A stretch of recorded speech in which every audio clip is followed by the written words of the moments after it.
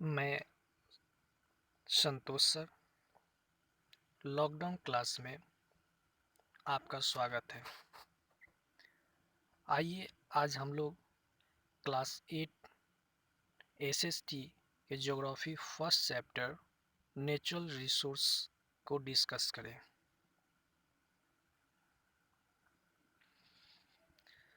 First topic इसका है introduction.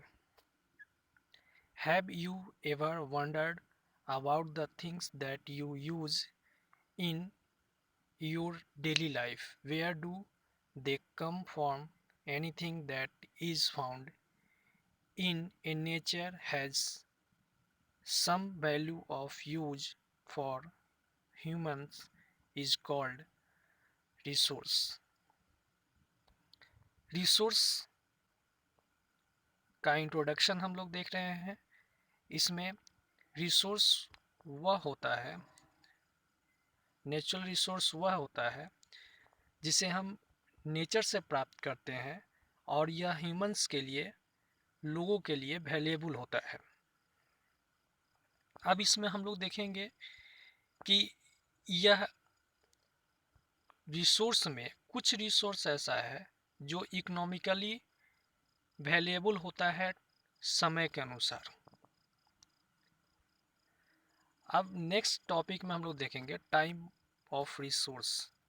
Type of resource में ब्रॉडली अगर हम देखते हैं तो रिसोर्स जो है वह दो टाइप का होता है, नेचुरल रिसोर्स और human resource, and human made resource भी उसको कहते हैं।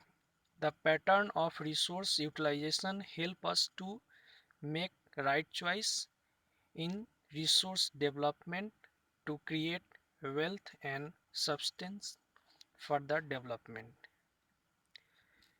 रिसोर्स को यूटिलाइज करने का जो प्रोसेस है, जो पैटर्न है, अगर वह राइट प्रोसेस है, राइट पैटर्न में अगर उसका हम यूज करते हैं तो वह हमारे लिए वेल्थ को क्रिएट करता है और हमको डेवलप बनाता है।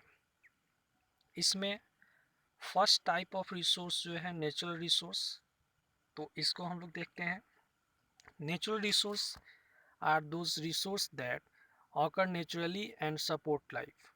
नेचुरल रिसोर्स जो है वह हमें नेचुरली प्राप्त होता है और यह हमारे जीवन के लिए उपयोगी है, जैसे वाटर है, एयर है, सनलाइट है।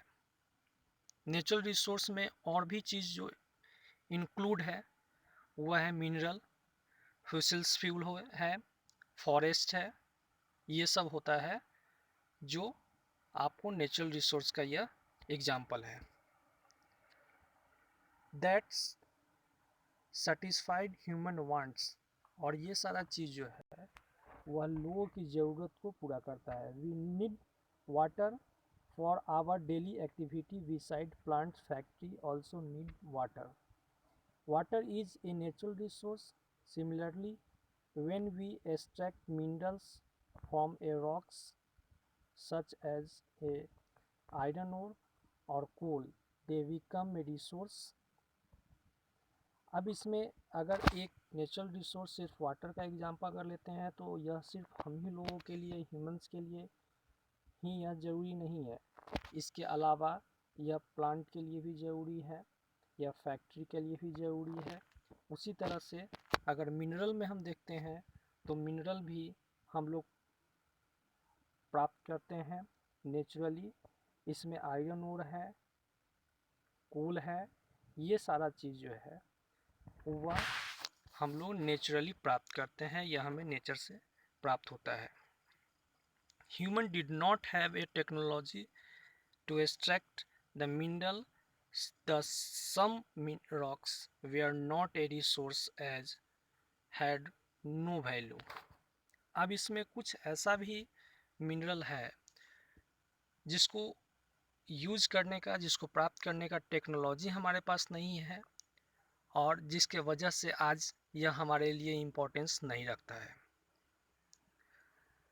Some natural resource that can be immediately utilized are air, water, fish, fresh fruit and vegetable. Other resources have to be processed to make the useful to man.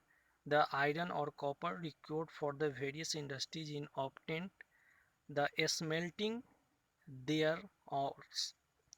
Even the fuel we use to run our vehicles or the gas we require to cook food has to processed before it can be used. अब इसमें यह कह रहा है कि जो resource हमारे पास है, जो नेचुरल रिसोर्स हमारे पास है, उसमें कुछ जो है वह इमीडिएटली तत्कालीन रूप से हम उसका यूज कर सकते हैं, उसका उपयोग कर सकते हैं, जैसे एयर हो गया, वाटर है, फिश है, फ्रेश वेजिटेबल फ्रूट है, ये सब। लेकिन कुछ ऐसा रिसोर्स है जिसको यूटिलाइज करने के पहले हम इसको प्रोसेस में लाते हैं और उस प्रोसेस से जो प्राप्त होता है उसका हम यूज करते हैं, जैसे कि आयरन है, कॉपर है, ये सब नेचुरल रिसोर्स है। इन सब सभी को नेचुरली हम प्राप्त जरूर करते हैं, लेकिन इसको प्रोसेस में लाने के लिए एक सिस्टम के तहत, एक प्रोसेस के तहत इसको हम गुजारते हैं। उसके बाद इसका वेरियस टाइप के इंडस्ट्रीज में इसको हम यूज करते हैं। Resource can also be classified on the basis. Resource को क्लासीफाई हम डिफरेंट बेसिस पे करते हैं। देयर ओरिजिन ऑफ और source, their stage of development, their renewability, their distribution, their availability. मतलब सोर्स के बेसिस पे, मतलब ओरिजिन के बेसिस पे, डेवलपमेंट के स्टेज के बेसिस पे, रिन्यूएबिलिटी के बेसिस पे और डिस्ट्रीब्यूशन के बेसिस पे और अवेबिलिटी के बेसिस पे। यह पांच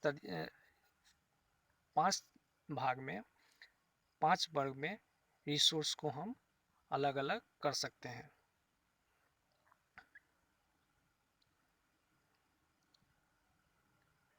अब इसमें हम लोग बायोटिक और अबायोटिक रिसोर्स को डिस्कस करेंगे। On the basis of their origin, natural resource can be classified into biotic and abiotic resource. Origin के बेसिस पे नेचुरल रिसोर्स को हम 2 भाग में बांटते हैं, बायोटिक रिसोर्स और अबायोटिक रिसोर्स। अब इसमें हम लोग देखेंगे कि बायोटिक रिसोर्स क्या है। तो biotic resource are all biological और living beings such as plant, animal, insects, etc। मतलब बायोटिक रिसोर्स वह रिसोर्स है जो हमें नेचर से प्राप्त होता है और इसमें लिविंग थिंग्स आता है। यह इम्पोर्टेंट है, लिविंग थिंग्स इसमें बायोटिक रिसोर्स में है, जैसे प्लांट हो गया, एनिमल हो गया, इंसेक्ट्स हो गया, इत्यादि। Abiotic resource include all physical or non-living things such as the land, mineral, soil, water and climate।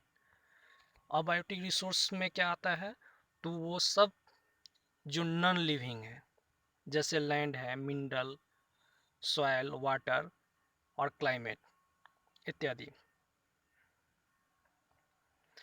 अब इसमें यह कह रहा है कि स्टेज ऑफ डेवलपमेंट के बेसिस पे अगर हम देखते हैं तो रिसोर्स को 2 भाग में फिर बांटते हैं, एक्चुअल और potential. On the basis of their stage of development, natural resource can also be divide into actual और potential resource. Resource whose quantity and quality are known as to us are known as actual resource। वैसा resource जिसमें quantity हो, quality हो, उसको actual resource कहते हैं। Oil reserve, hydroelectric और hydel power deposits of iron ore etc are example of actual resource. मतलब actual resource का जो एग्जाम्पल है वह ऑयल रिजर्व है, हाइड्रो इलेक्ट्रिसिटी है, हाइडल पावर है और आयरन ओर है। यह सब एक्चुअल रिसोर्स का एग्जाम्पल है। अब पोटेंशियल रिसोर्स को हम लोग देखेंगे। तो potential resource on the basis hand are those resource that are known to exist but have do not been used as it. Waterfall, wind and solar energy are potential resource. अब इसमें potential resource का मतलब यहाँ पे ये है कि यह रिसोर्स भी हमारे पास अवेलेबल है और भारी मात्रा में अवेलेबल है, लेकिन इसका हम लोग यूज़ नहीं कर पाते हैं। जो इसका यूज़ होना चाहिए उतने बड़े पैमाने पे इसका यूज़ नहीं कर पाते हैं, जबकि यह पोटेंशियल अवेलेबल है हमारे नेचुरल इन्वायरमेंट में। जैसे इसका एग्जांपल अगर देखेंगे तो समझ में आ जाएगा। जैसे वाटरफॉल है, विंड है, सोलर एनर्जी है, यह बहुत बड़ी मात्रा में है, यह पोटेंशियल अवेलेबल है। और ख़ास करके यह कहाँ पे अवेलेबल है, तो इंडिया का जो कोस्टल लाइन एरिया है, इंडियन कोस्टल लाइन है potential for generate development biofuel as and the alternative fuel in is another potential resource. तो इंडिया में कोस्टल लाइन का जो एरिया है उस एरिया में पोटेंशियल रिसोर्स जो है वह अवेलेबल है। इसके अलावा बायोफ्यूल जो है वह भी अल्टरनेटिव फ्यूल के रूप में हमारे पास भारी मात्रा में अवेलेबल है, जो एक बेस्ट एग्जाम्पल है पोटेंशियल रिसोर्स का। Renewable and non renewable resource. अब इसमें यह कह रहा है कि रिन्यूएबिलिटी के बेसिस पे अगर हम क्लासिफाई करते हैं रिसोर्स को, नेचुरल रिसोर्स को, तो उसको हम दो भाग में बांटते हैं। एक है रिन्यूएबल रिसोर्स और दूसरा है non renewable resource. On the basis of there renewability, natural resource can be categorized into renewable and non-renewable resource. Soil, water and forest that can be renewed or replenished quickly are called renewable resource।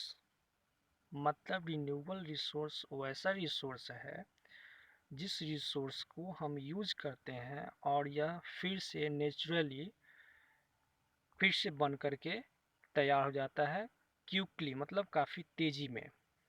जैसे कि soil है, water है, forest है, यह सब जो है वह रिन्यूएबल रिसोर्स का, रिन्यूएबल नेचुरल रिसोर्स का एक बेस्ट एग्जाम्पल है।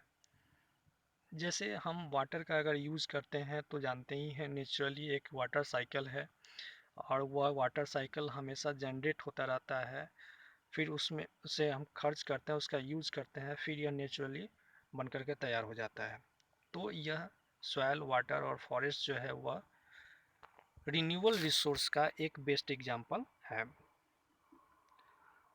On the other hand resource like iron और gold, petroleum, coal etc that are developed and cannot develop quickly are known as the non-renewable resource। लेकिन कुछ resource, natural resource ऐसा भी है जो क्विकली हम उसको डेवलप नहीं कर सकते हैं। जैसे एक बार यूज अगर हम कर लिए तो बहुत तेज़ी में जल्दी उसको हम बना नहीं सकते हैं। जैसे इसका बेस्ट एग्जांपल है आयरन ओर हो गया है, गोल्ड है, पेट्रोलियम है, कोल है। इन सभी को बनने में काफ़ी साल, लाखों वर्ष, हजारों वर्ष समय लगता है, तब यह बन करके तैयार होता है। इसलिए इसे हम लोग नॉन रिन्यूएबल रिसोर्स कहते हैं। यह नॉन रिन्यूएबल रिसोर्स का एक बेस्ट एग्जाम्पल है। चलिए हम लोग अब आगे इसमें बढ़ते हैं। अवेलेबिलिटी के बेसिस पे, based on their availability, natural resource can B continuous. Such resources are always available and do not rely on human action. Solar energy and tidal energy are example of continuous resource. Availability के basis पे अगर natural resource को अगर हम देखते हैं तो इसको हम कंटिन्यूस रिसोर्स भी कह सकते हैं। जैसे अवेलेबिलिटी के बेसिस पे जैसे मान लेते हैं सोलर एनर्जी है, तो सनलाइट जो है वह कंटिन्यूस हमको प्राप्त होता है। सनलाइट जैसे ही सुबह होता है वैसे ही हमको मिलना शुरू हो जाता है। तो इससे जो एनर्जी प्राप्त होता है, तो यह एनर्जी का जो सोर्स है वह कंटिन्यूस प्राप्त होने के कारण इस तरह के सोर्स को हम कंटिन्यूस सोर्स के रूप में जानते हैं। सोलर एनर्जी, टाइडल एनर्जी, यह सब कंटिन्यूस सोर्स का एक एग्जाम्पल है। थैंक यू बच्चों, आज के लिए इतना ही। अगले टॉपिक को नेक्स्ट डे हम लोग डिस्कस करेंगे। Thank you, bye.